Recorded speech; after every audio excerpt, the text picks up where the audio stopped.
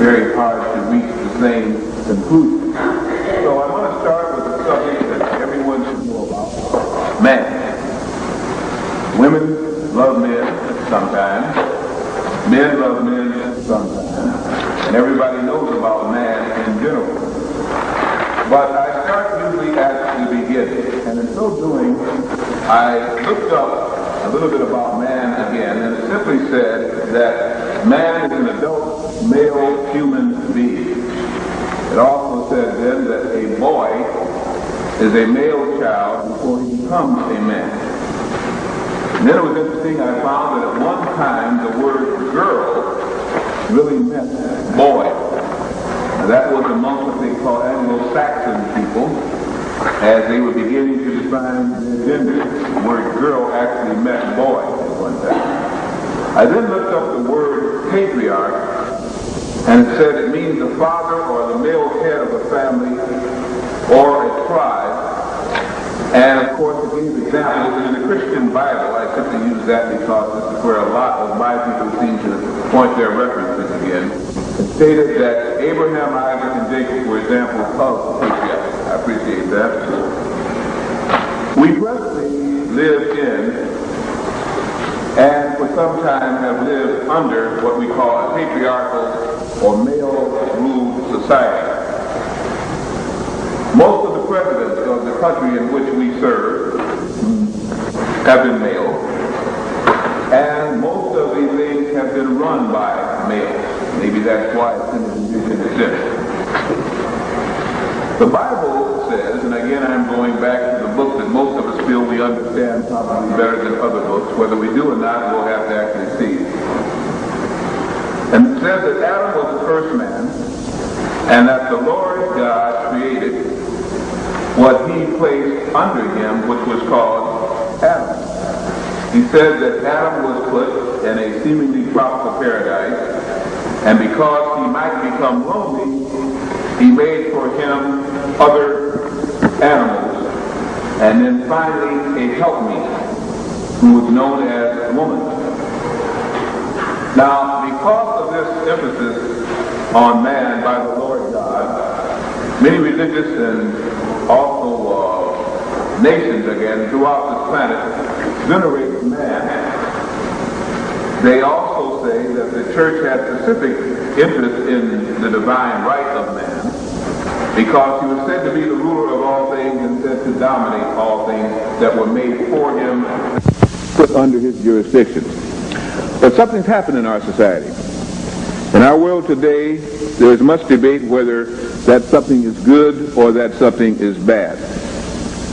Suddenly, there is what we call a male man, and instead we now have a male person, or a letter carrier.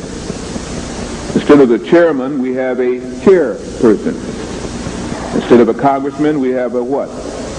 A representative, or a congressperson. Mankind is now human being. Policeman is an officer of the law, and so on and so forth it goes. This is so that one gender does not then feel disrespected by the other gender. The male and female supposedly now are equal and therefore have the equal rights which supposedly they had anyway. We have homosexuality and lesbians hitting man below his sexual belt and in fact threatening his very masculinity. We have drugs that are turning man into a weakling. We also have stress that's turning him into a nervous wreck, and poor food intakes again is turning him into a very unfertile, very impotent, very frustrated shell of his former self. We're finding that man now dies much earlier than woman, that man again seems to get diseases faster than woman, that he's more subject to heart attacks, more subject to ulcers and to diabetes, to hair loss, and again to many of the ravages of old age, which it shows on a man faster than it does now on a woman. So the question must finally be raised, can man in his present state actually survive?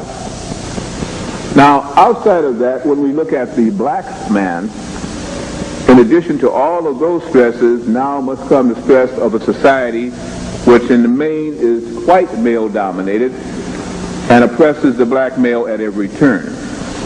We could go into a long lecture here about male-female relationships and about white man, yellow man, brown man, and black man relationships, but I want to move past all of that. This may come up down the line as we hopefully meet together through the year, per se. But I want to go back and take a look at the book and the passage from that book that made man supposedly the dominant creature on earth and what it was said, but I want to look at it from a metaphysical point of view. I want to kind of tear it apart a little bit, maybe being a little bit sacrilegious if necessary, but still trying to keep the text involved to see if we can maybe look at this thing and reach a different conclusion. In Genesis, the first chapter, 26th verse, God is made to say, "Let us make man in our image, after our likeness, and let them have dominion over," and it goes on to say, "the various creatures that fly and crawl," and so on again like this. In Genesis, the 26th verse, it says again, "So God created man in his own image, and in the image of God created he him, male and female." Now, what do we have here? We have a God creating a male and a female at the same time and calling them mutually man. Later, a Lord God created another man and called him Adam. And this is where the trouble really begins to start, and what the modern theologists, and preferably the theosophists, are calling the second creation, or the second Adam, or what I like to colloquially call Adam 2. The Hebrew word for Adam means red clay, when literally translated. It shows that Adamic man was formed physically from earth-bound ingredients and was somewhat red in appearance. The Hebrew word Yahweh was interpreted by these scholars as Lord God. This was taken from what is called the tetragrammaton YVHV, or Yad-Heh-Vav-Heh. The Hebrew word Yehovah was interpreted again as God, and Jehovah or Yehovah simply meant past, present, and future. Now this was done by what they call the scholars who were known as the Masoretes, or the writer scribes again. These were supposedly, as we understand now, Hebrew scholars and scribes interpreting what is called Oriental philosophy, for which was called now the chosen, or chosen people, which were there and for to come. So this was like a study guide for these so-called chosen by the scribes which were born before them. These Masoretes wrote what was called the Masoretic text of that chapter in that book, literally, was a universally created, self-contained, parthenogenic person, hopefully of higher consciousness, that God created, that was called man.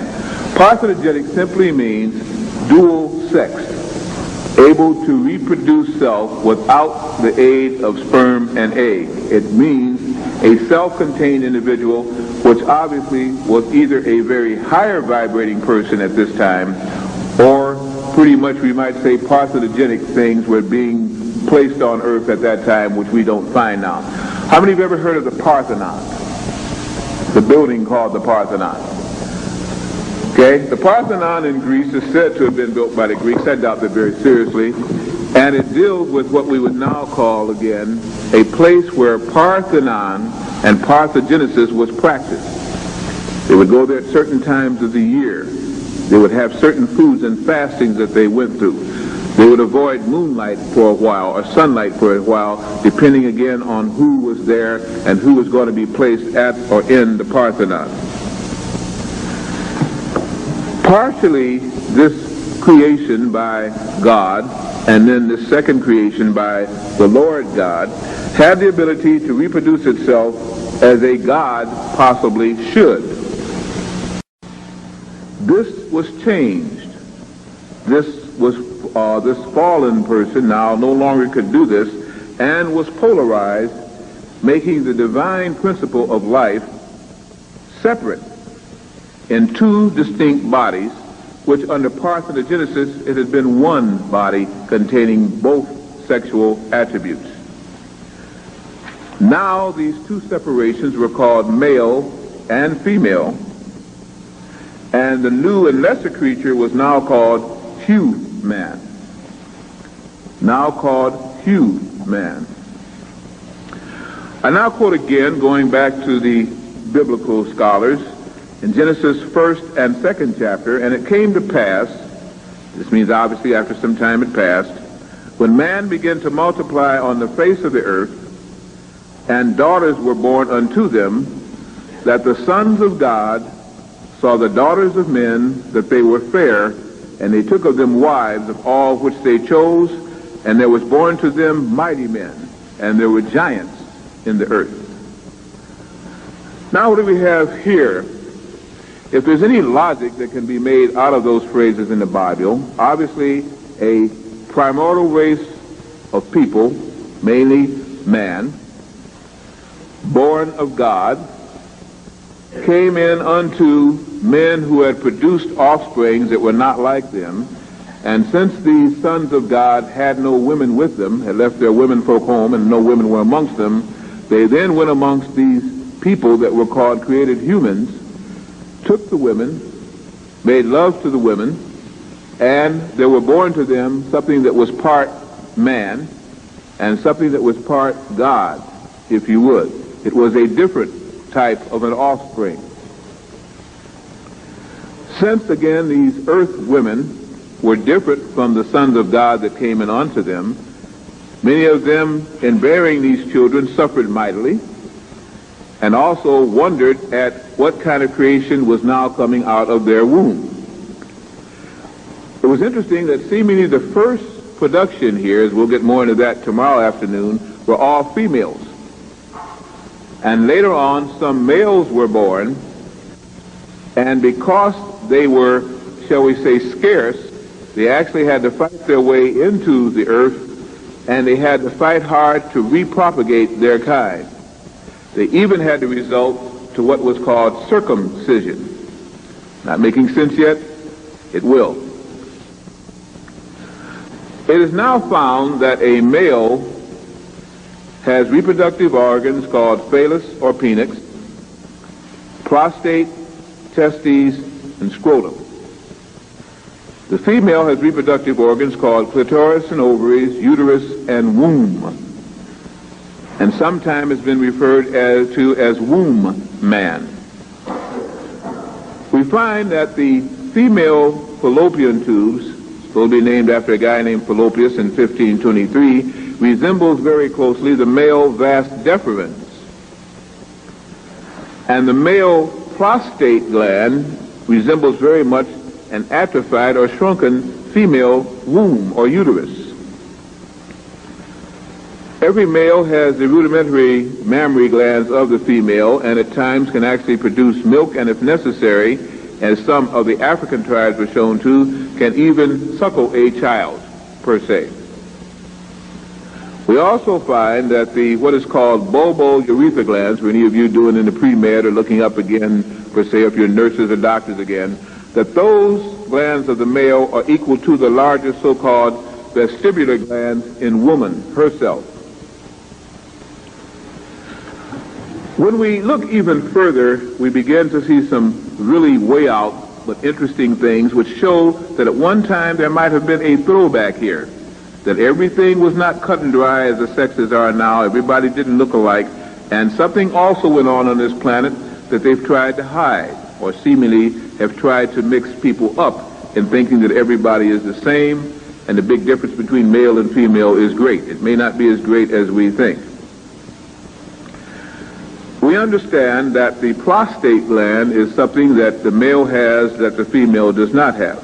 I looked up the word prostate, and I find it means literally to stand in front of. To stand in front of, prostate. When I look up the word prostrate, which many people kind of confuse the two. It means to lie flat with the head down. You prostrate yourself on the ground, or genuflect. It has nothing to do with prostate, which means, again, to stand in front of, or something that stands in front of something. We find that the prostate seems to stand in front of the male urethra duct and gland, which is in front of the bladder, and most men have some kind of prostate trouble sometime in their life, usually after 40, some of them before, especially if they're alcoholics or heavy into drugs. The question is, why? And what does this have to do with this separation supposedly of the sexes, and what am I still driving at? Stay with me. It's going to get even more interesting. We find now that in some cases of giganticism and dwarfism, the female clitoris resembles very much the male what? Penis. If you've seen some of these pictures of anomalies, we see the picture supposedly of the freaks of Earth, per se. We find again that the glands are so close together, the organs are so close together, that they almost double in their function. We also know, too, that some men have a large foreskin over their phallic symbols, or penises again, that have to be cut back by medical doctors, or as in Africa, amongst the Ndombis again, amongst the Hausa people, some of these in Fulani, it is actually done as a ritual of life by groups of males before the child reaches puberty, which is a very harsh thing, and near birth if possible. I'm suggesting to you that the reason why this foreskin grows so much, and the reason why these old Hebrews went through such trouble to give circumcision, was because at one time on earth, since the males had a very hard time making it into life as males, as we'll find out, all original zygotes are females and have to change to males or there would be no males on earth. We find that this is simply, again, the covering, like it would be over the clitoris, that has produced itself in males itself, and especially some time ago, it had to constantly be cut back or it would cease to grow and try to cover the penis. It would begin to grow to such an extent that it seemed again like a deformity. It shows again that nature actually fought against man's entrance on earth, and his reproduction was almost nil. All he could do would be to find, if he was one of the ones that was successful in coming into life, he tried to maintain his own sexuality through a lot of difficulty. A whole rite had to be performed to continue to circumcise those males that were strong enough to make entrance to the earth plane. We also find that the rib cage of man and female is different. We find again that the rib cage, of course, encases the lungs, and that the lungs, usually in a male, are larger than those of the female. The lungs do this one thing in the main. They exchange oxygen and give up carbon dioxide and all of the different poisons in the body, and allow the body to breathe. By the capacity of the lungs and the quality of the oxygen being osmosed into the blood, do you have the individual growing either stronger or weaker, more psychic or less psychic. So the lungs have a large part to do with the quality of life and the kind of energy that flows through the male or the female. Since this is a man lecture, we're going to say simply this.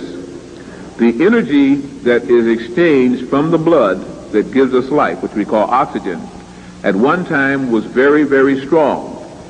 The energy was such that the brain cells actually almost vibrated from the kind of pure oxygen that was on earth, and it was coming into man himself.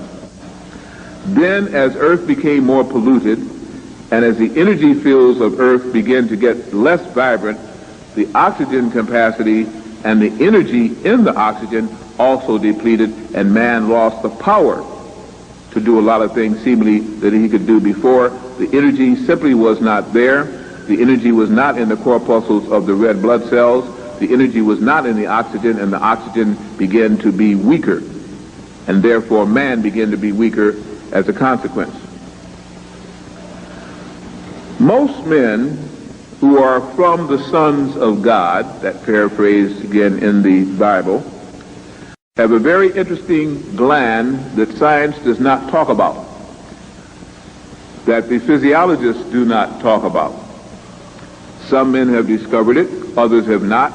Some sciences have taught man to use this gland, but very few Western sciences even deal with it anymore. Some of you may already know. Some of you may not know, and some of you may learn something a little bit different tonight. If the men in the audience that I see here, without hurting yourself, will simply take the top or the tip of your tongue and try to put it up near the roof of your mouth. Now, the females can do it too, but you're not going to find there what the men will find there. You will find, first of all, a very ticklish little area. It's a little mantle with little ridges. It's very sensitive. And then a pithy area near the back of the mouth. Now, some of you will notice that pithy area can do strange things. If you eat too fast and you get a pea or a corn or something like that, it can actually come up through that pithy area and wind up coming up out of your nose or actually stop up your windpipe. How many have ever found things that go the wrong way? Oh, come on, I know some of you, everybody's gone through that one. All right, be honest with me here. It's a small group. Come on. Now, that means that there is a connecting passageway there.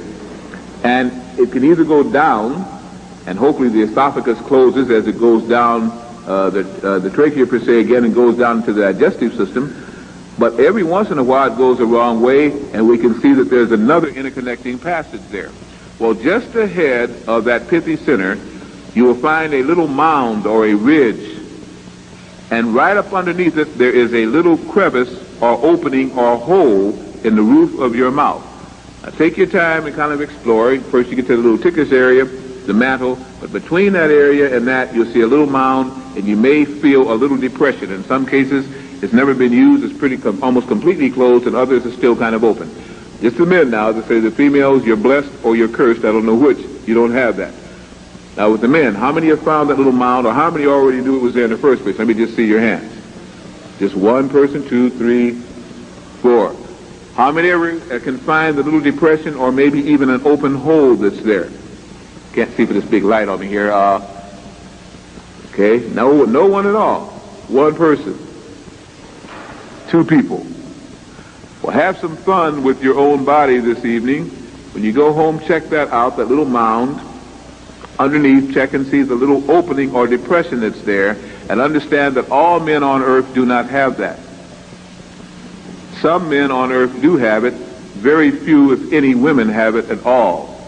It is one of the things that mark the separation of the sexes. And a lot of double talk has been made about that hill, that mount, that depression, and that tunnel that leads up into the skull directly from the mouth. This is why many sons of God who take in a lot of cow products and mucus-making products wonder why in the world they suffer so greatly while others eat all kind of cow products and don't. That is one of the reasons that your doctors and scientists do not tell you. Because if enough things get in that passageway, it will begin to hurt.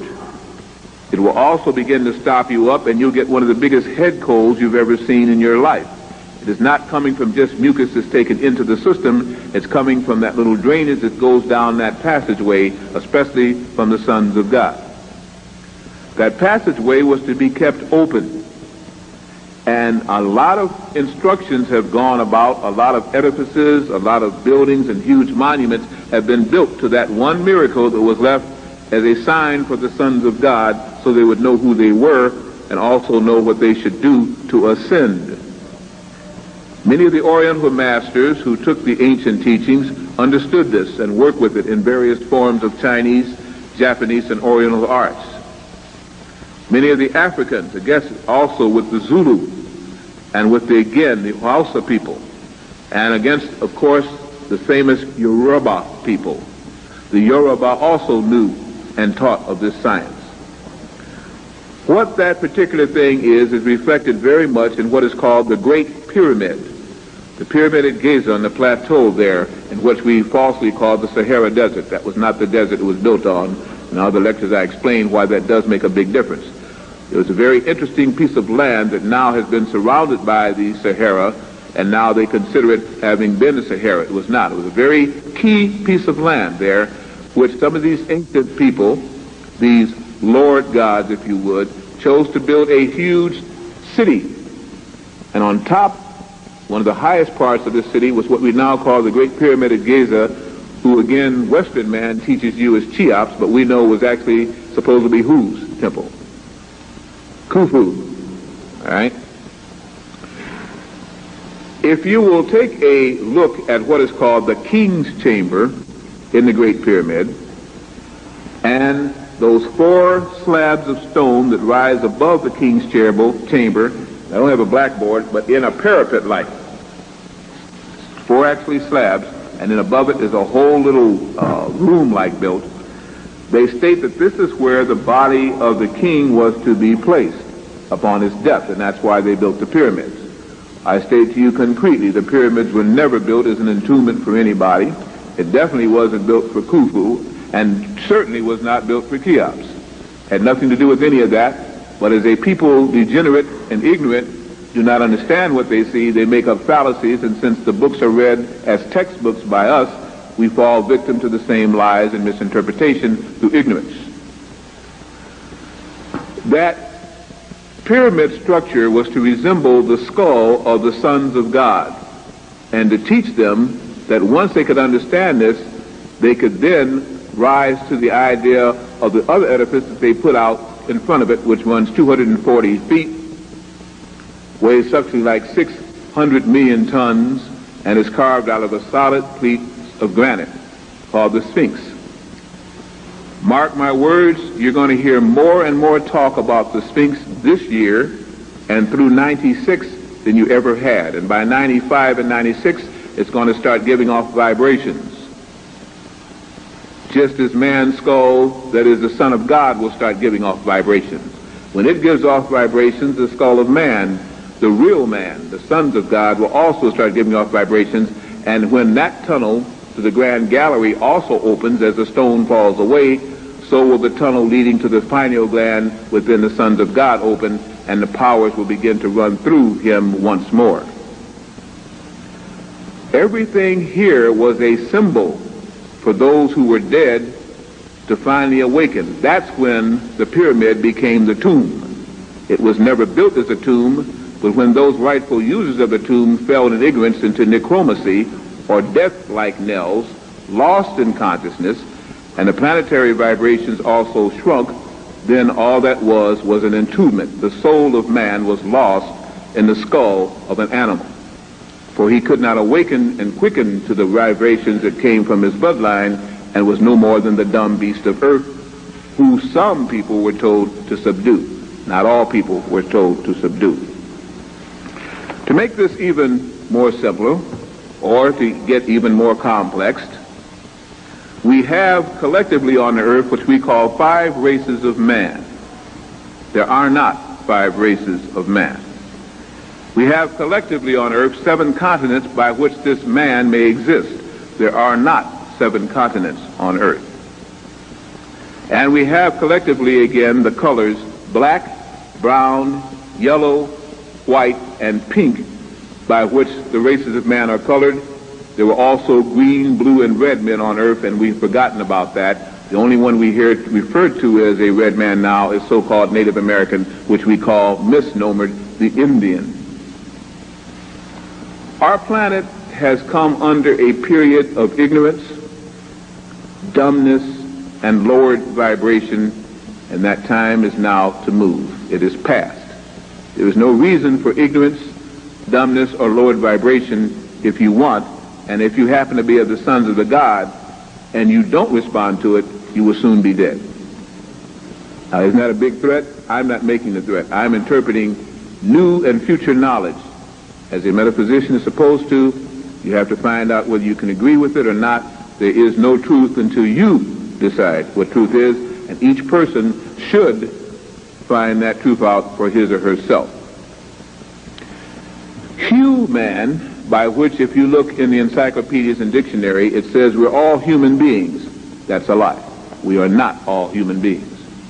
Human is animal man. Hu was a god Hu, which ruled the lower plains again under the old teaching of the ancient Sudanese and Nubian people, and later on the so-called Egyptian people. was a mixed race. You're going to find out just how mixed in a minute. Human did not come from God, or what we call the Creator, but from lords, or which we now call the Lord God, and animals. They were a creation by scientists who we now refer to as Lord gods.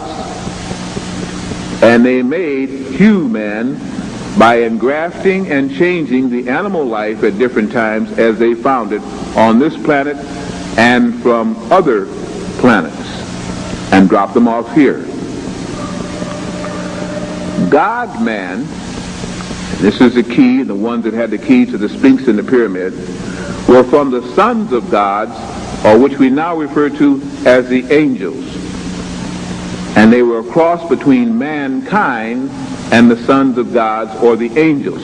Understand this, in fundamentalist teachings, angels are those spirits who represent the Most High and who fly around with wings and live, whether it's in Herod or some of the lower heavens, and do the biddings of God himself. That is a fundamentalist interpretation. I do not decry a religion. I do not argue religion. I say that is only one interpretation of an angel.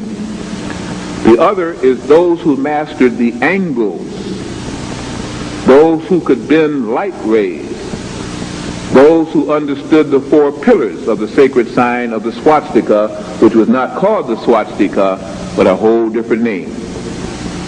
It mastered those who could understood the 4 rays of consciousness necessary to exist on the 4th dimension, which Earth was supposed to have been into millions of years ago, but got held back by humans.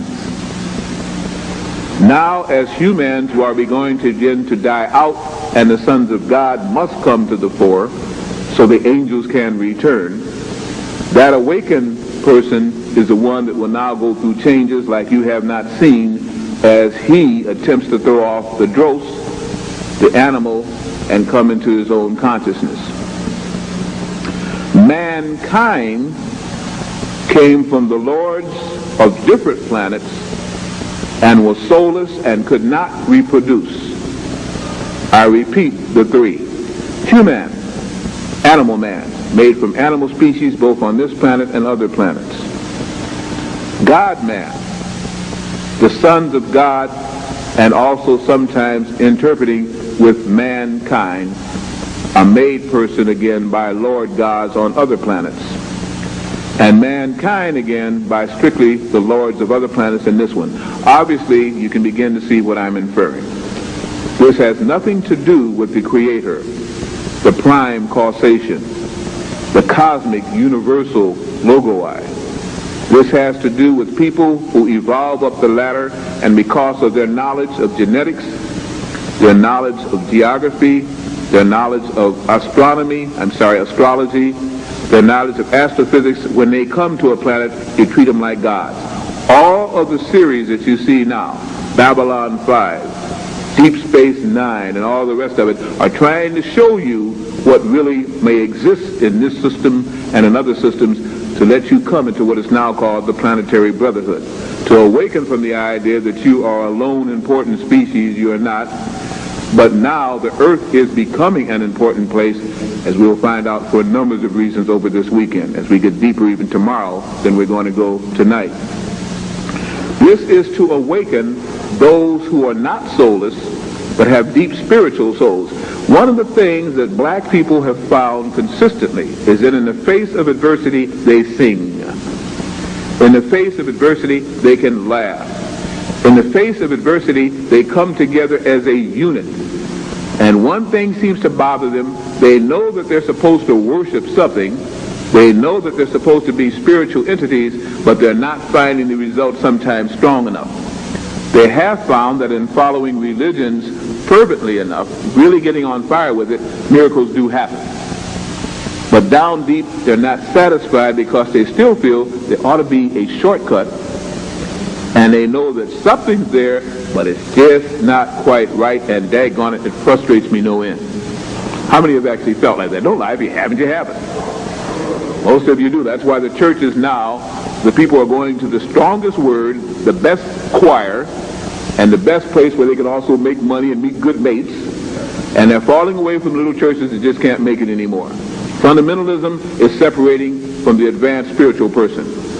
Again, I say this, and don't say I came here and talked about the churches and put them down. I'm not. Let each person go to any church they choose. It is their choosing. They will be responsible for their own souls if they have one. I'm saying that there's a difference between a spiritual person and a religious person. A spiritual person does not need a church, for the home and temple of God that they find their souls in is the church, and how they keep it clean and how they keep it out of ignorance and what they do with it shows their manifestation of the God's light. For the other, they need a religious fervor and constantly reminded, because they do not have quite the soul that is arisen to the point where they can again manifest the Creator within them. So they constantly have to remind themselves as a herd come together to give themselves the strength to carry on. That is changing.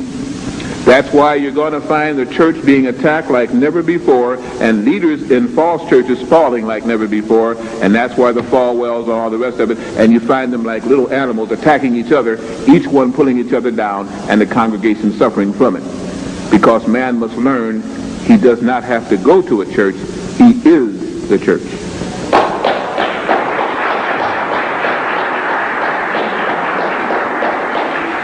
The temple of the living God is not just a folklore or a little thing that is said.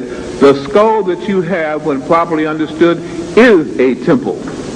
It is so full of potential power and glandular interest there that the best way that the ancients could show it was to build a pyramid and say that that is the skull of man, and then show him the difference between the Sphinx and the others that walk the life. Why is it you think that when Napoleon and the Grenadiers came out onto the Giza Plateau and they saw the Sphinx looking negroid in all of its glory, they went crazy and blew the nose off by sending 19 shot rounds into the nose, and then coming back and climbing it and pickaxing at the nose, and now they act like they don't know what the Sphinx used to look like. Why they don't, I don't know. They drew pictures of it and they saw what it looked like. It was a negroid looking person looking outward, eastward. And it showed again that in front of this big pyramid, they put this skull and this animal. 3 of the secrets of this pyramid, and there's 7 secrets of the pyramid. 3 of them is that the head of the man on the Sphinx and the body of the animal simply shows that, if you notice, there's wings on the Sphinx, there's scales on the Sphinx, there was a tail on the Sphinx, there were claws and hooves. It shows that everything that moved, crawled, or flew on earth was subjugated or was dominated by the chief creature of earth, the Son of God, the man's head. But everything on that man's body of the Sphinx needs those other things to survive, until which time its consciousness rises enough and can outgrow them. It can eat fish. It can eat anything that moves and crawls, snails and everything else. It can breathe in air and live very well on that air if you would. I appreciate that very much. And live on that air if you would. It can do more things by adapting under different vibrations. It can consume everything on earth and live on it, even to the herbs and the berries, if it goes up that far. Once this is understood, then you understand again that it was that the animal portion of man was located in what is called the primal urge, the lower chakra, the animal brain, which is located just below the navel and connected to one of the units of the spine. Now, what am I talking about? The animal brain. You've only got one brain. It's got its different lobes. There's 2 hemispheres, and we all have studied it. That's not the only brain you have at all. What they say is wherever you have neurons, you have the capability of thinking and relaying energy. Neuron centers in the brain are connected to what they call glia cells. Glia cells are connected to what they call axons. Axons are connected to dendrite, and dendrite stems are like conjunction boxes, or what they want to call the junction boxes for electricity. They run from one neuron center to the other. All that simply means is you have a place, like a computer, that can think and process thoughts. Then it has a coaxial cable that gives it the energy. Depending on what kind of energy comes through there, The computer generates more, the neuron center can generate more thought. Then, based on how many programs you have in that neuron center, how many programs you have for the computer can be smarter or dumber. And then once it kicks in, it's joined, just like with the cable, to other computers or other neuron centers. So the whole key is this. The neuron, wherever it is found, is capable of generating or processing thought. That's all you have to know. And if you doubt me, go look up in your physiology books tonight, come out tomorrow, and we'll talk about it. If you understand and agree with me, let us move on. Anywhere you have a neuron that is linked to other neurons or to the spine or to nerve centers, that means that neuron can function. What is a neuron supposed to do? Generate and process thoughts, coming and going. You have a collection of neurons up and down your spine, and in certain pockets throughout the body, one of which is called the solar plexus. And just a little bit below it, above the spleen and above the navel, you will have a neuron center. That, I claim, is your animal brain location. That is why in the Oriental philosophy, in the Yoruba philosophy, even amongst the ancient Zulus, concentration upon the solar plexus with energies coming in either from the moon or the sun will turn a person more like into an animal than before. You can act like an animal and still be human because you are an animal person. Most of your ideas of survival, hunger, fear, fighting come generated from that selection of neurons at the solar plexus. They do not come from that up here in the skull. In fact, you will find when you get really uptight, what does it say? My stomach got in knots, I couldn't talk, I just felt pain here and I was all uptight. That is your animal brain talking, taking over, to fight or flight, to fear or love, to hate or to detest. These are all animal passions, and that's why they call them. These are the emotional hubs. They say that we use less than 1% of our brain. I sometimes even question that amount. The reason why we don't is because we are usually ruled by the animal body and animal brain, which has got so used to dominating man that now man is more animal in many cases than, what can I say, some of the animals. Some of the animals will not kill in the way man will now kill, or human will kill. Animals in generally will fight to a point where one gives up, turns belly up, and the animal growls, postures, and walks away. Man will blow you away, human will blow you away now for no reason at all.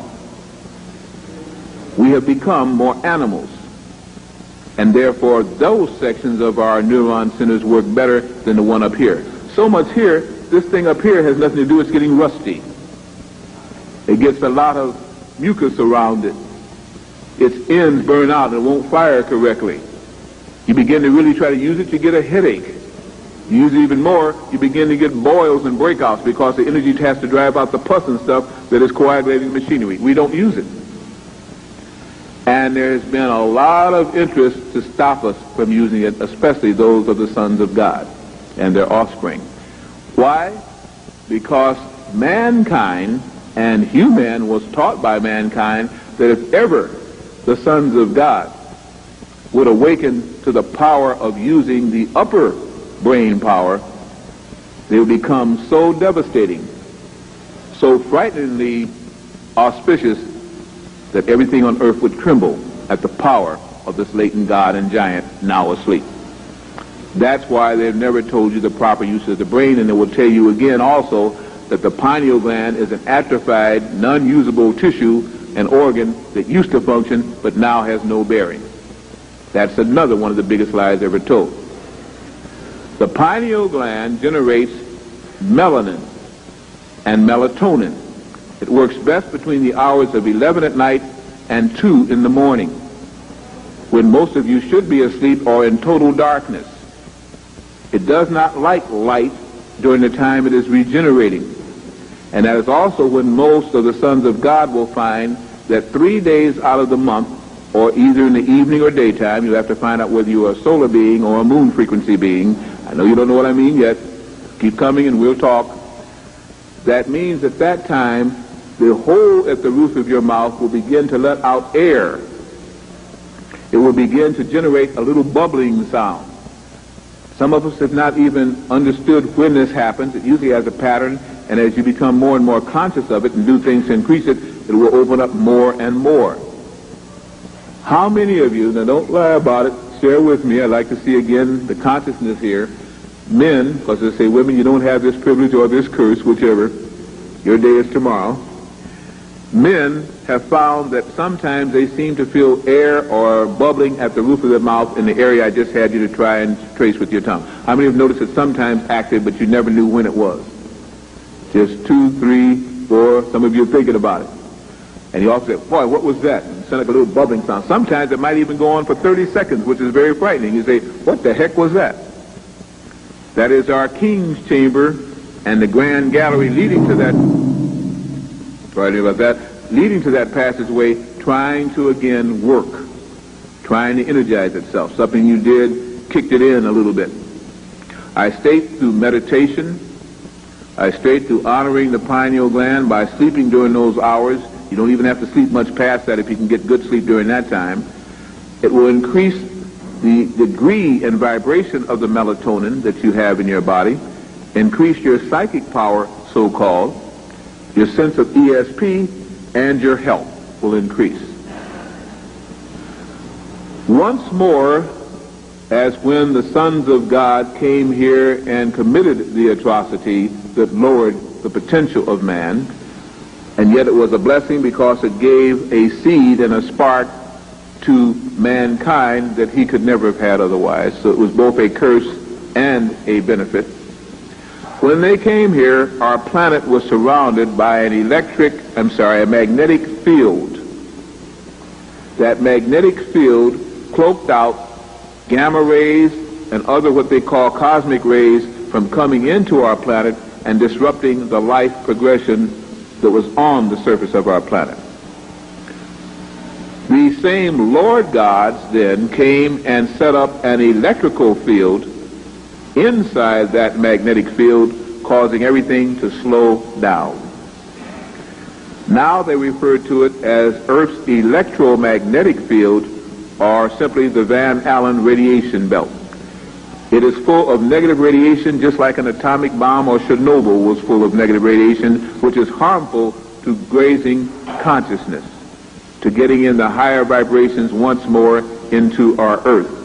It was put up there as a frequency barrier by purpose by Lord gods, who for a time sought to dominate this planet and tried to misuse again the seed of the angels who had committed adultery here, but also had given a soul a chance to migrate and progress here in a form that normally was not used. Let me simply break it down by saying this.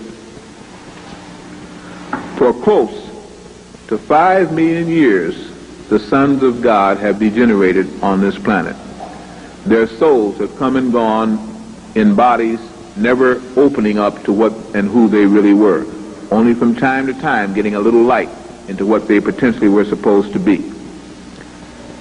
Once they were not able to call on directly the universal cosmic creator, they had to then accept false gods and false teachings by mankind, who was put upon the earth later on by others to keep this Son of God in control. From greatness and grandeur, having the bloodline of the angels, they also had the higher frequency body potential of the angels. But now it was locked in an animal body and could only escape between the hours of 11 and 2 in the morning, when the pineal gland could kick in and they could come out of these false bodies and become what they really were. That's why people who dream in black and white are on the verge of ascending. People who dream in color and remember the dreams and have dreams that come in threes are prophets. And as it moves up again, they can begin to awaken and come outside of your body, look down upon your body, and see that you are more than the body, because you never were human. You were simply encased in human and locked in by the frequency barrier, and you didn't know who you were. Trapped on a planet who you didn't even come from, or only here for a lesson, the lesson has got to go on and on and on infinitum, or even the planet is getting tired of that now and is changing the frequency. What we are about the business now is awakening. As you watch the stars, you will see, and if some of you are very much into celestial mechanics, into astrology or astronomy, you will find that the constellations are not in the proximity that they were even back in 1975. They have been displaced. You will find that due to what is called the progression of the equinoxes, even the signs by which you think you were born under no longer are the signs that rule you. They are not your natal ruling signs because they have now changed 30 degrees. Time and frequencies are speeding up. Some of you should have noticed that the days are flying by. The time seems to just slip by. That's for you who are matching vibrations. You become quickened, sometimes agitated, sometimes searching for what you don't even know you're searching for, but you know something is changing, while other soulless creatures say time is still the same. It is not the same. Time is frequencying upward. It's speeding up.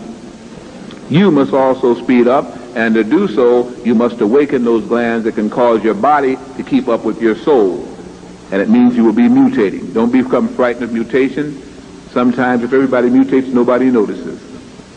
The first mutation will be of the soul progression, and your neuron centers will begin to clean up their act. That's why head colds will be the rule.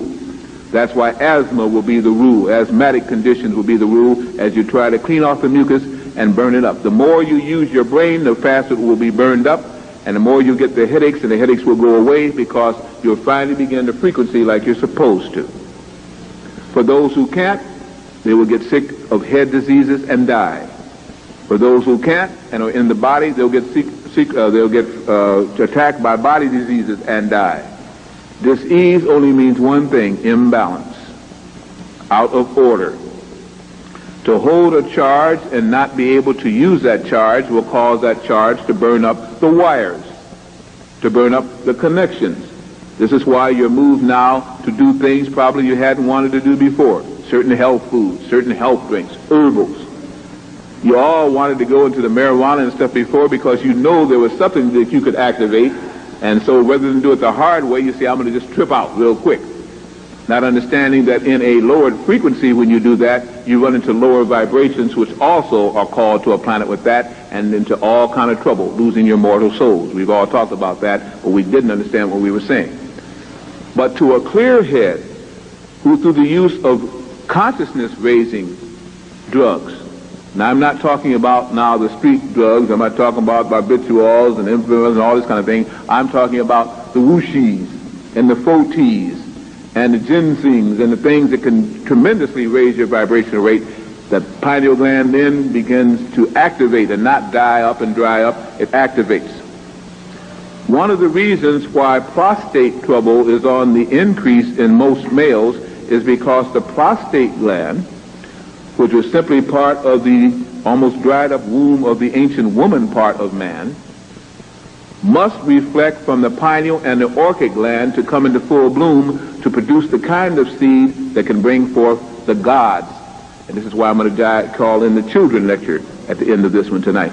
We always think of children as only coming through a woman. The seed of man activates the woman, and therefore that seed must be strong to call forth the right kind of soul at this time. As this prostate gland dries up because it cannot get reflected energy from the orchid gland, how many even know, now don't say it unless you do, because I might call in and ask you where it is, where the orchid gland is. If someone does, please share it. Do you know where the orchid gland actually is? How many have even heard of the orchid gland as being part of the male glandular system? And they don't want you to know. That is like a little sun right near the prostate. It reflects energy from the pineal gland by way of the spinal cord, and then flashes. And as it flashes, it increases the seminal fluid energy, which then can house a new type of a sperm cell, which then, when that sperm cell is released or when it is built up, activates the higher glands of man. But it must reflect the light from the pineal. In most cases, the pineal was already atrophied or on its way out. For a soulless mankind, it profits now the knell of the death bell. For it means that if our planet can take in new energy, and if the electromagnetic field or frequency barrier can be altered so that higher frequencies can come in, and that pineal gland kicks in, then you will be once again in tune with your planet. And mankind, having no soul, having only the ability to report to the Lord God Master, will go crazy and begin to dysfunction and do crazy things.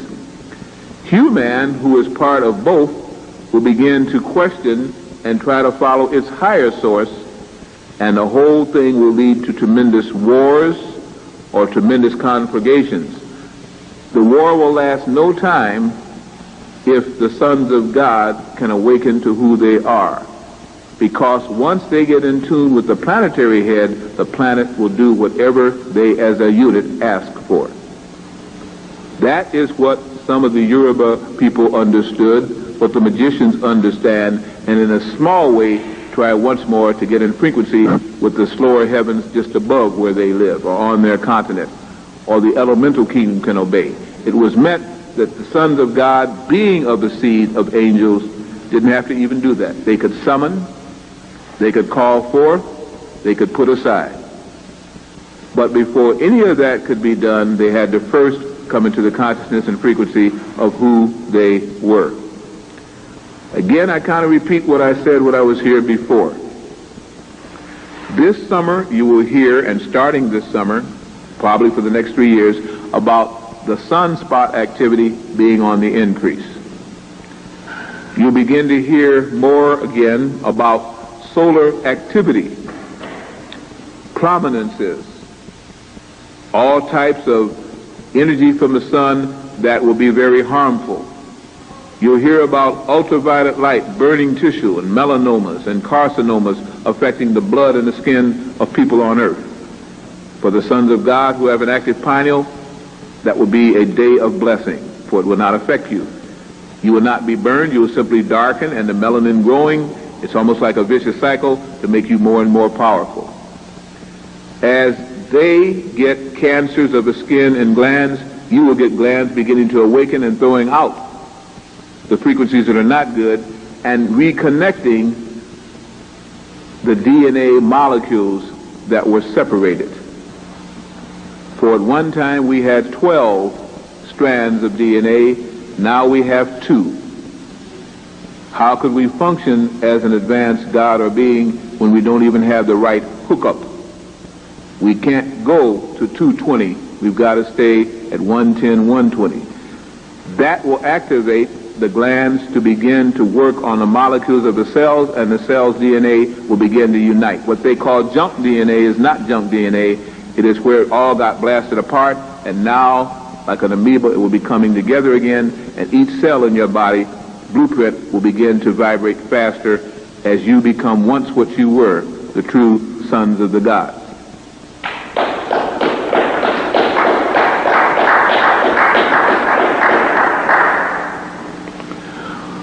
For man to be man at this time, man must understand his feminine counterpart that is within him, his animal counterpart that is within him, the angel and God counterpart that is within him, and his own soul blueprint, which is him.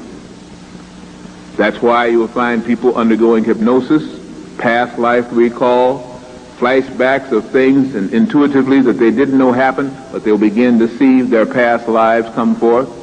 People that they meet that they'll be drawn to and they don't know why. Places that they'll go and they'll go to and they don't know why. But each time you'll find that there's a benefit that comes when you follow that mind, because it will be something of an experience that will help to reawaken you. You must remember who you were. You must work with the DNAs in order for the DNAs to begin to entwine together. We speak of the tetragrammaton, which of course Jewish people cannot affirm. They will not say the name Yahweh. They will not say Yad-Heh-Vav-Heh. They will not say any of those things because they were not the chosen for this energy. They were usurpers and interpreters of the books of magic without the soul to contend with them. But the soulless ones and the soul ones were both asleep. Now when we understand this pineal gland flashes more and more, as the pyramid begins to also begin to give off sounds and the Sphinx begins to vibrate, that it is only a sign that the sons of God are calling forth their fathers and the angels are now being summoned to return. When they come back, the sky will be full of spaceships. Some are already there and seen by those who can see in that frequency, others never see them. When that happens, all granite formations in, on, and around our earth will begin to give off sounds and vibrations. It will be a sign. With that will increase mighty earthquake and volcanic activity. It has to be that way.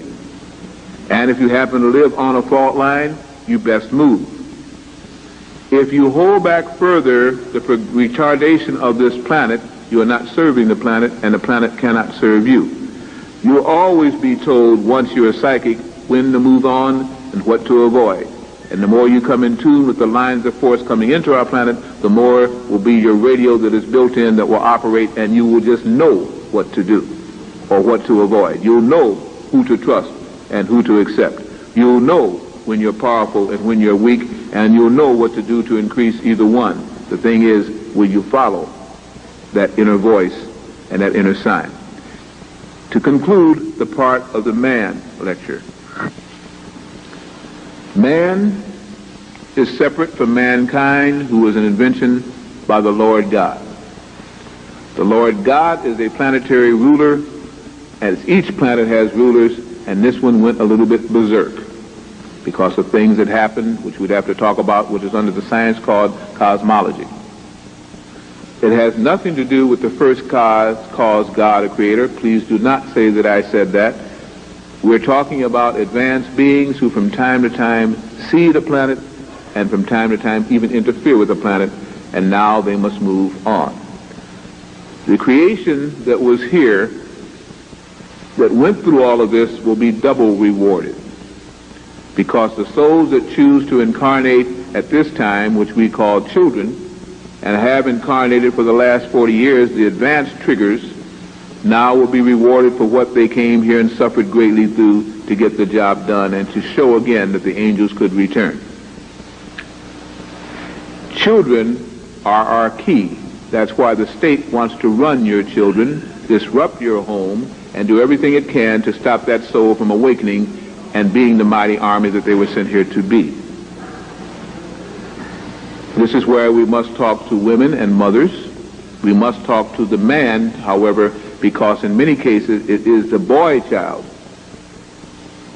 that is the one that will carry forth the great ruler out of which his continents will come, that the angels will walk through and work through, and whose chamber will awaken just as the Sphinx and pyramid is awakening. Let me just say this as I conclude the first part. They not only have found the same Sphinx on Mars, as the Zulu also told you, but on the moon, on Jupiter, and everywhere they go, the same Sphinx stares them back. The sons of God did not just come to the earth. They are the masters of our solar system and our constellation. Just as in Star Wars there was wars between the good and bad, there was a war here on earth. They hid that book from the Bible, the Wars of the Lords. They hid all of the things that would let you begin to understand that you were different from the other races of earth, and earth was your home, not theirs. But now that you can come into consciousness, you won't have to worry about getting out in the street with AKAs, going out in the street and shooting them up. You can carry more power that will stop any bullets from being fired. You can cause earthquakes to happen or not. You can cause fire to actually come from the sky. And I'm not trying to compliment you, because misuse it will burn you up too. It's just a simpler way of understanding. As you're beginning to come into your own, certain conditions are necessary. First, if you cannot separate, then you must separate in the mind and spirit, so you do not vibrate with those who will be destroyed by this change. And next, if you don't believe in spaceships, that's good. But if you do believe in a New Jerusalem and in chariots of fire, it's the same thing. The angels of the Bible are the space people. That's all that they were, advanced scientists, and some of them act pretty dumb, in fact. They also have weaknesses and strengths. But the good guys from Sirius are on their way back. Because of that, you have the annual enemy, the people from Orion and Lyra, still giving you the new metaphysical cosmic books, which still lie to you. But Earth will be a testing ground like you have not seen, and you will be alive to see it. So before you go crazy, understand you're going to see things in the sky, things on the earth and in the sea that will make everybody tremble. But understand, they will still serve you if you but know who you are. I say to this, sons of God, awaken. Daughters of God, know who you are. Do not bring in seeds that are full of drugs and lower souls that are seeking to get in at this time, and clear your own family's minds. You might be surprised that you have already entertained an angel unawares. I thank you.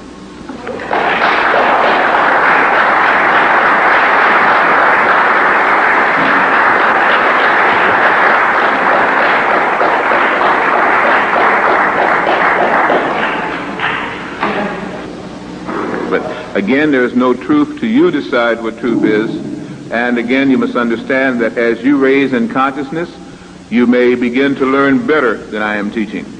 As you raise in consciousness, you may even make contact with the angels if there is such a thing. But I'm simply saying the point is to try and do something into now. Do not sit and mark time no matter what your friends are doing. This is a time of changes. This is a time of rebalancing. And how many wake up and how many really come into full consciousness will determine what's going to happen here in the United States. If it keeps up without the spiritual people awakening, the United States is going to be devastated. There would be no justice if it was not. But again, how and where will depend a lot on how the sons of God awaken. We'll talk about the daughters of the Most High tomorrow.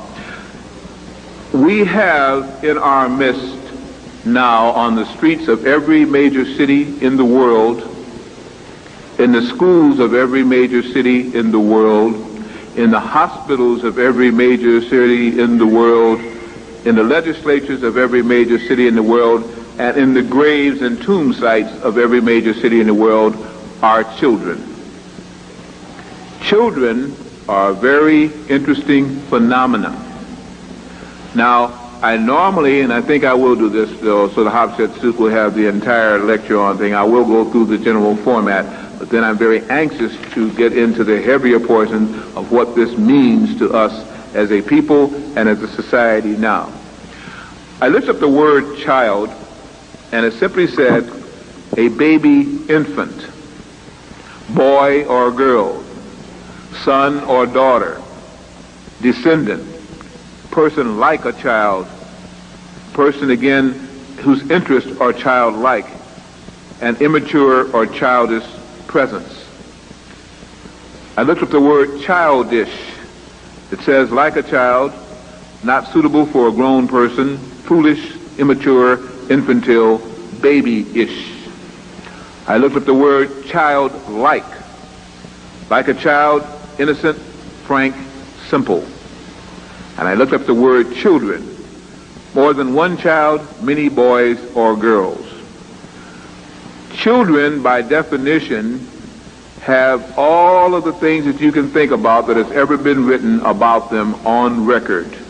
There are volumes of children and how to raise children and how to raise boys and girls to become children and how that infants being born has to be strong children. But certain things about a child's physique and certain things about a child also are interesting to note too. And hard enough to try and protect that delicate apparatus that separates us from other life forms. Also, in that head are little openings which we call sinuses. In many cases, due to the ignorance of the parents and the non-opening and non-development of the child itself, those openings have been clogged up. That is what is called sinusitis and sinus problems. Those openings are to be kept open, not clogged up. If you clog them up, you will lessen the vibrations of the soul that is in the body. With a child, again, also there are meridians or lines that run from the spine to the ear, to the hands, the palm of the hands, to the soles of the feet, and the top of the head. These little energy lines are like little wires. They're to be kept clear, unclogged, unfettered, so that the child can again develop quickly. For in nature's way, the child should be fully grown at 12 to 13 years old when puberty, and in the case of the female, when the menses set in the case of the male, when it kicks into the higher powers. Because of this backward, retarding society, they don't want that to happen, and it has succeeded in stopping puberty and the development of the brain. The body now is outstripping the brain in growth. That is a dangerous sign. For the body now is becoming that of the giants, especially with the sons of God. They will grow very tall, and the daughters of God will grow very tall, but unless the brain capacity and the neuron energies keep pace, you will have a giant, dumb beast capable of doing terrible things without the control of the brain. Also, some children, as you learn, do not follow Dr. Spock's pattern, do not follow the prescribed pediatric procedures, and do things different. Some of the children can learn to walk in 10 months. Some 18 and 19 months old before they walk, and they're crawling around sometimes at 26 months old. Some can say 4 to 5 words in the first year. Some can say 4 to 5 words in the 4th month. It changes. Some children stay extremely hungry during the first 6 months and take in with an appetite that is voracious. Others seemingly don't want to eat at all. Some children are born to drug and dope addicts and seem to be afflicted with drug habits at birth and continue on through showing all the signs of that, while others again seem to show pronounced genetic activity that makes them extremely psychic, and the mothers know, but the fathers also know, because the mother has been communicating on a psychic plane. The father, however, has also been communicating on a psychic plane, but sometimes because of this backward society is not told the little signs that lets them know, especially if the soul is a male soul. Also, we will find that not only are the children going to be taller now, and you're going to see heights that begin to shock you, but they also have psychic powers that they're using, but they sometimes don't even realize they're using it. We're going to explain all of that. You will find when some children are around you, if you're a male, when the male child is around you, if you're a female, when the female child is around you, you'll experience a strange buzzing in your right ear. And sometimes after they leave, you'll think a bee is around, and you know a bee can't be around in the dead of winter. They are there to unlock certain powers within you, and when they're beginning to unlock, it's like a set that comes on, but the picture or the sound is not clear. So you get a little buzzing, and you whip at it. You'll see people doing this a lot. You watch, especially black people, and there'll be nothing around, and people will say they're crazy. They are not crazy. They are finally awakening. That energy that spirals in when the pineal is working will sometimes let you see flashes before your eyes. You see things flash and you're not quite sure whether it's a TV set, are you going crazy, or is something happening to you. You are awakening. When you hear it on your left ear, clear it up. There's problems. You should hear it on your right ear first, and then it should entrain and go around your head.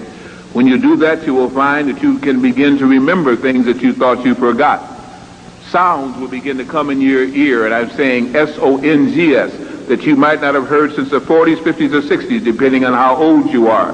That's why certain stations now are carrying the oldies but goodies. They are to awaken you and help your soul to tune into the best of what it is. The powers are fighting for you. You must then designate what you want to hear and tune out.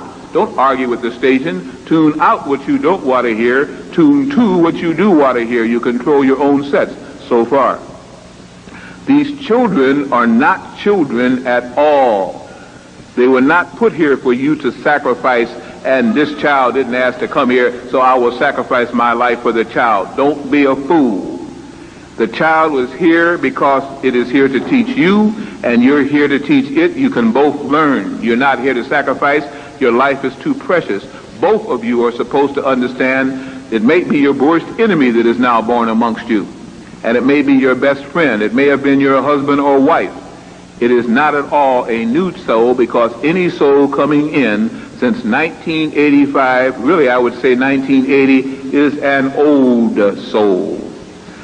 They are here to fight, but in a way that you don't even understand. They are here to reawaken you, to help get guidance, and they all must be centered. You cannot leave those souls alone. They did not come here to be left alone. If you leave them alone, they will come into the maturity of the animal body, and they will fight and kill. They have done it before. They will do it again. If you guide them, they will not be abused by computers. They master computers. In fact, it kicks in their neuron centers faster.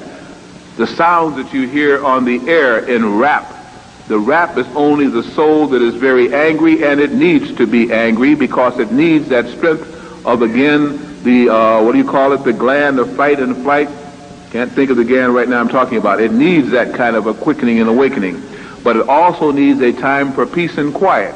And you will find once they go through that, they suddenly fall asleep, and they sleep very deeply, because that is also to bring balance. Children now are, again, your best friends, your worst enemies, or people in between, but they've known you before and you've known them before. When you conceived, both male and female, it was not an act of one. The way that you vibrated at the time of conception will bring forth the kind of soul that you called for at that time.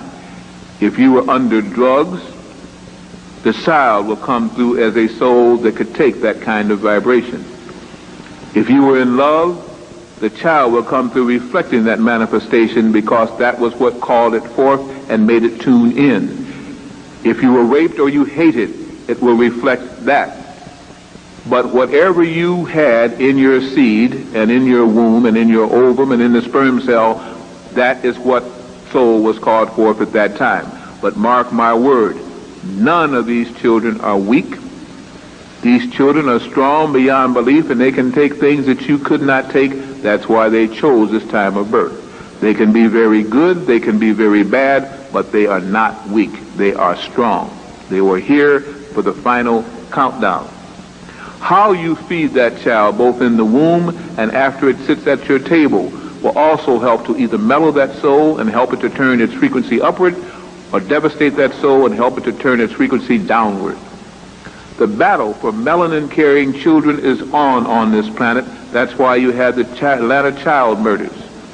That's why you had the penis tips of the boys cut off, as I talk about in the melanin wars, to extract the best form of orchic secretion and melanin to help enhance for the soulless ones, again, their ability to fight off diseases and imbalances brought on by the frequency change of our planet. You must protect them.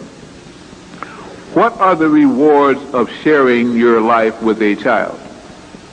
The child may help you to live longer or increase the quality of your life by giving you that blend that you need. You'll be able to tell, because a nurturing child will, even when you chastise it, quickly try to get past that, get on your good side, and get on with the real things at hand. Whippings and spankings may help deter that child, but they will take those slaps as though you didn't give them. They are strong. But if you can combine that with the thought of love while you give it, they know right from wrong, and you will help that quality side of the soul to manifest before the other side is brought out. All children born with melanin are precocious.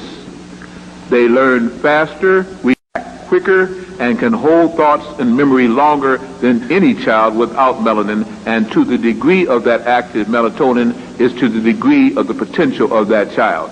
That's why the system wants to stomp out and hold back heavy melanin-laden children. They want to take away the right of teaching from the family so that the state can take those children, turn them into either a drone army to be tapped glandulally, or to a fighting army to attack the very forces that can stop them, or again for control. They know and fear the melanin-carrying child now being born. They have not only tabulated the amount of melanin, the frequency of the melatonin and vibration, where it secretes in the body. They have statistics on this, and I state to you, believe it or not, be very careful of your child when you turn it loose in a system that wants to hold back the coming God-man. Children are not a curse or a blessing. They are a reality that you have brought forth based on the vibrations of conception and the teachings in your home. Children, when not guided, when given permission to do any darn thing that they want to, will usually come out with the wrong side, because even though you don't guide them, the school, the radio, the TV, the books, and vibrations of broadcasting under brain control and mind control that are constantly coming across the radio and in these records will take over and do what you are not doing. They will look to you first, but they will look. Understand that most of the tapes that are being made now have subliminal suggestions already inculcated on the triple and quadruple tracking, so that when they buy a record, a compact disc, and that's why they want the disc back again, they're hearing one thing with the conscious mind and another thing with the subconscious mind. They are being controlled. Total Recall is not an Arnold Schwarzenegger movie. It is a reality in America today. The Beatles, when they were using it to begin to get control of English-speaking Caucasian children, started that out with their track, and they had underlying in there a subliminal suggestion. And on the cover of the first Beatles manual, what do they call it, album, they had forth there a thing to go and call a long-distance international number. And they counted to see how many people would call from the United States this number to find out how many potential psychics there were here. They had something like 85 calls the first year of the album, 800 calls the second year of the album. But that was nothing. It meant that over here we were pretty much asleep. In many cases, and I'm not saying this about all of the people that record, very few of the rap artists own the A&R or the company that produces their record. All they do is go there and give off the talent as they see it. The A&R man or person, woman, then can subliminally track anything they want underlying the rap record, and the message may be good, but the results will be what the A&R man did, because the subconscious mind works on the faster subtleties and never goes for the obvious. Be very careful to what your child listens to, especially during the formative years. Tomorrow I'll tell you about what you can do while the child is in the womb. To the men, I simply say this: it is not how much time, and although the mother would tell you to spend more time, it is not how much time you spend with that soul or child. It is the quality of that time that you spend with the soul and child. That child is psychic. When that child sleeps, you can do more to it than you can when it's awake, because it has no defense in its sleep. If you're a good parent, it will not even reject you being in the room.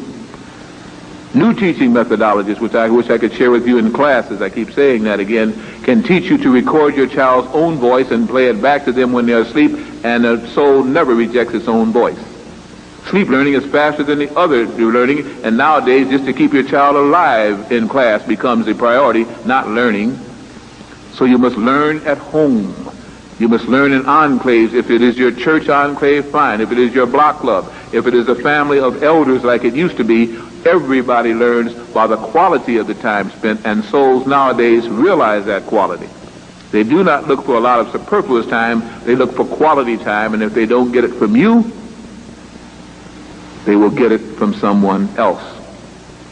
The permissive generation under Caucasian society in the 60s, and again when they began to do the drugs and so, was wanted by the state, sanctioned by the state, and by those people under the different tri-symbols who want the New World Order to come over.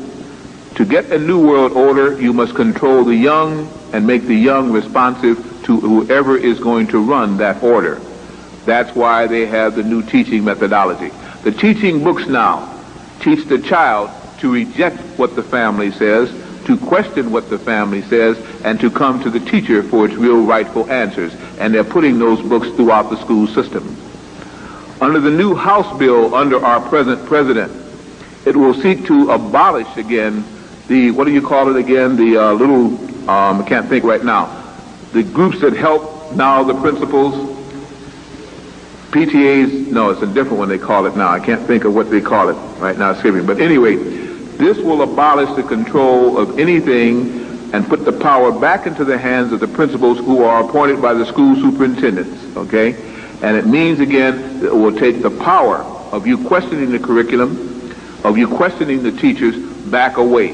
They will overrule it and take you to court, make a few examples, and everybody else will run and get away from it again. Children now are very psychic. If they are not doing drugs, they will spend time thinking, and then when they don't get the answers, they will fill it up with conversation. They will contact their peers and stay on the phone, but they will give you a time within that day when they will make an overture to you for your teaching, for your guidance. They also are very psychic in is that they can also feel what you think as well as hear what you say. Don't ever forget that. They also are still looking for guidance and love. You may think they are not. At one time they were. If you didn't give it, that's when you begin to lose them. Not false love, not buying of things, but quality love, teaching, helping to awaken them and giving them the real energy that they want. Children are not children. They may have been your parents in another lifetime. Some of you may question that. It is your right to do so. That is the teaching of reincarnation, which once was taught very freely upon this earth. And I can give you references within the Holy Bible that refer to it again. Not in this lecture, though. They may have been your enemy, and because you have something to get straight, they are drawn to you to get it on and get it over with. They may have been your lover and came at this time to protect or help you. That's why you will find some bonding that you can't even understand there. I don't mean sexual molestation. I mean a bonding there that sometimes is frightening, where they seem to almost know what you're thinking. That's why you are their parents. Men understand many of the boys that are now coming to you.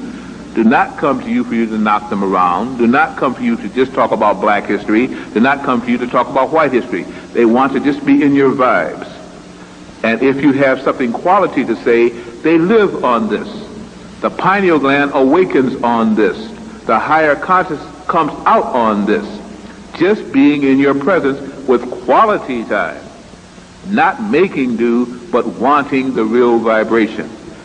That can be extended under times when other forces will have to use guns on them. They will remember that and should serve you, or at least recognize who you are.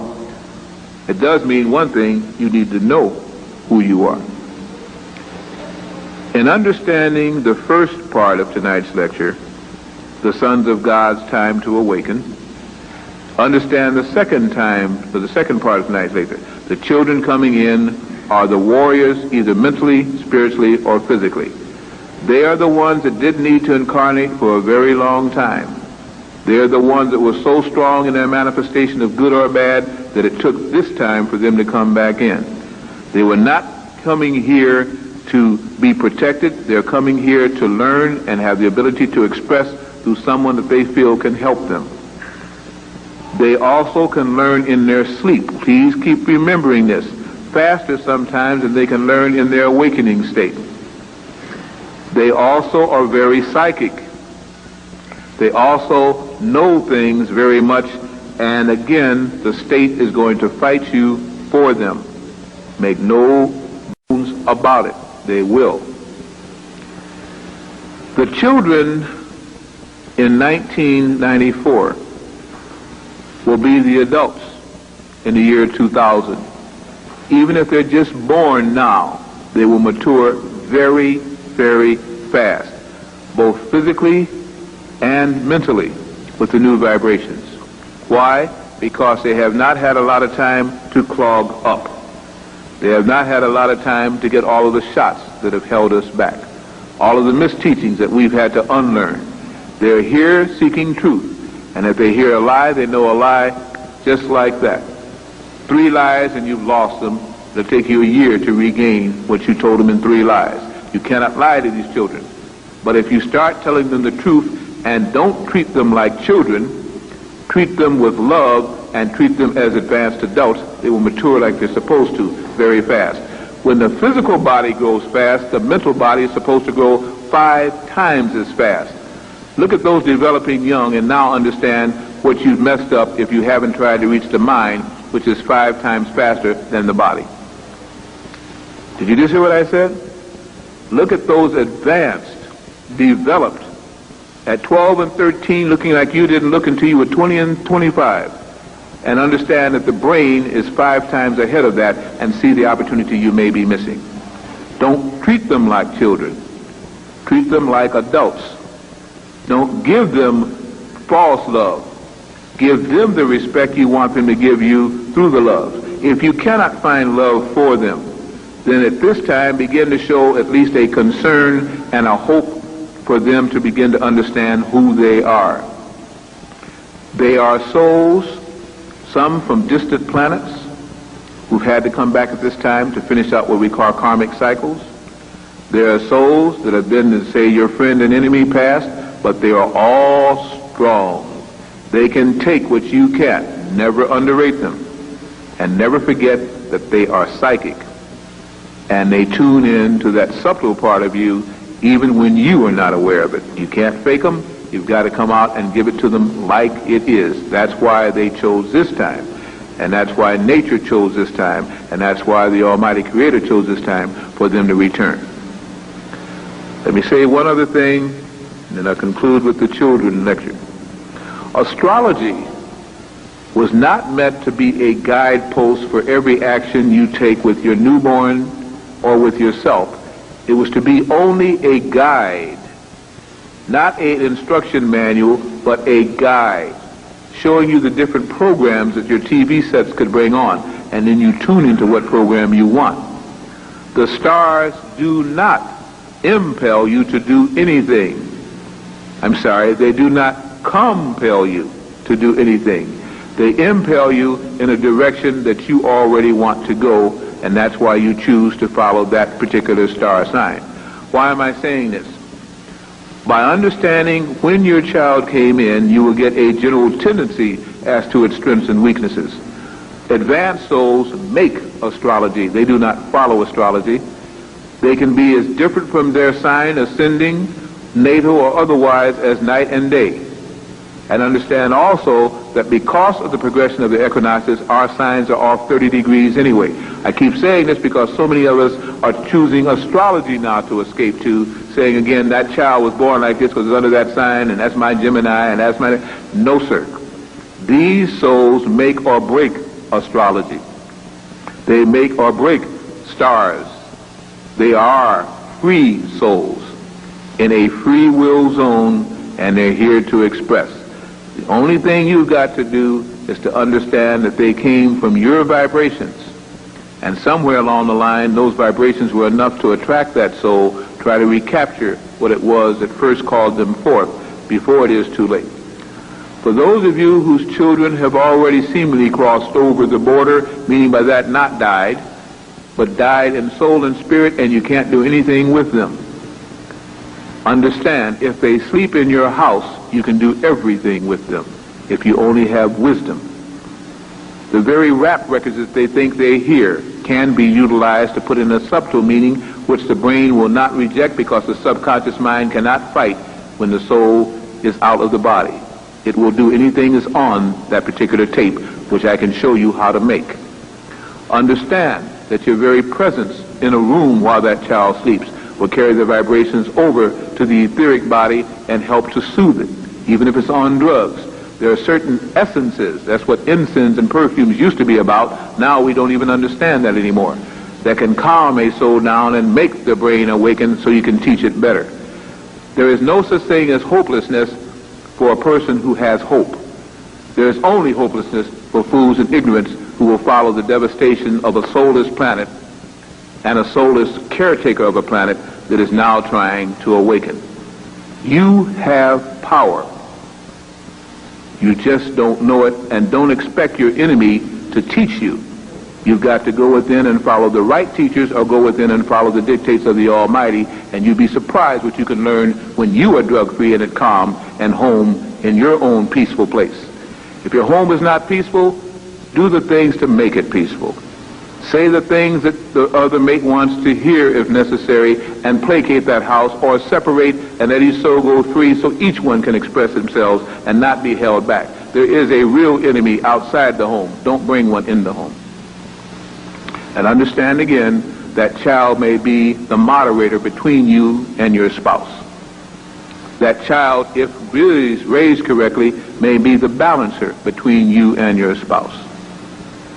The home can be as happy as you want it, even with unemployment and in spite of the New World Order.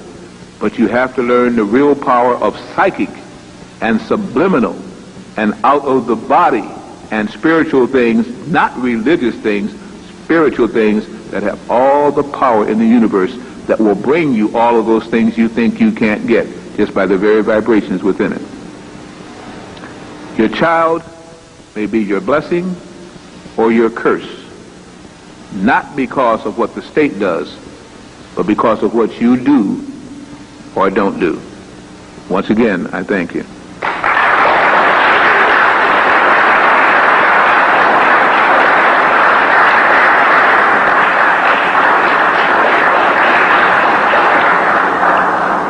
Okay, for a brief time, or if it's possible, for Q&As, and please understand this, I do not bring with me, or our group does not distribute products that are bad knowingly. We have one man who does our research, and that's all we pay him to do, is to research new products. Thank you. It's not what you call. Yeah, I see, okay. To research, thank you very much. To research new products, and as these things may change, because you see, some of the good chemists, the good researchers, are leaving corporations. They see bad things happen as government and conglomerate takeovers come, and they won't work for them. So when we see a product line changing, we change the product, that's all. We try to keep our prices down and yet make some profit, understand the profit is reflected in the profit. The BioGuard Plus is an antioxidant enzyme. You take this in the morning on an empty stomach, or at night at least 2 hours after you take food. You do not take this product when something is in your stomach being digested. You try to take it on an empty stomach. Other than that, it will simply help to break up the food. If you take it with no food or little food in the stomach, it will become a scavenger of free radicals. All I can tell you about that is, those are the things that happen as you go about your daily life. Those are the things that make you age and show your age. Those are the things that bring on diseases. Those are the things that stop your cells from vibrating at their fullest. These things search out those free radicals, either engulf them or set them up so that certain things in the blood can take them away. This is all that this is. It is an antioxidant enzyme, a free radical scavenger, taken on an empty stomach in the morning or at night. Genesis 1000, and some of you know about aerobic 7. We used to handle aerobic 7. We found that the government took over aerobic 7, and we find that although they use dismutase, amylase, is the three things that they use, the only thing now that's good is the SOD, the superoxide dismutase. Everything else, it cannot live up to what it says. So far as we know, this product does. It uses all three. And consequently, this is something you should carry around with you, I feel, at all times. It kills off anaerobic bacteria wherever they are and whatever liquid you put them into. Anaerobic bacteria are the things that harm you.